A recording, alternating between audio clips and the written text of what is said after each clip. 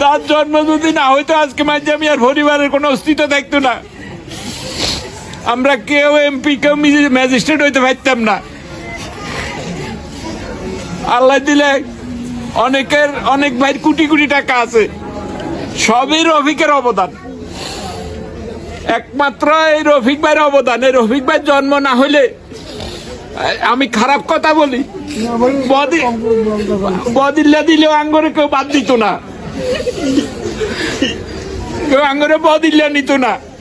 কিন্তু আমরা সেই রফিককে ভুলে গেছি, সেই রফিককে আমরা ভুলে গেছি। সেই রফিকের করা বিল্ডিং এ আমরা হুতি ঘুমাই, কিন্তু সেই রফিকের আমরা সেইটুকু মূল্যায়ন করি নাই।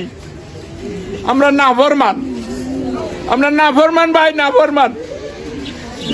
তার করা বিল্ডিং এ আমরা ঘুম যাই, কিন্তু তাকে আমরা সম্মান দিই নাই। তো আপনাদের কাছে আমি হাত জোর করে বলতেছি, আমার ভাই সারা জীবন কষ্ট করে গেছে এই পরিবারের জন্য, কষ্ট করে গেছে। কিন্তু আমার ভাই কিছু নিতে পারে নাই, একটা আওলাদ রাখি যেতে পারে নাই। আমার ভাইরা আপনার আল্লাহর রাস্তায় মাফ করে দিবেন, দিছেননি?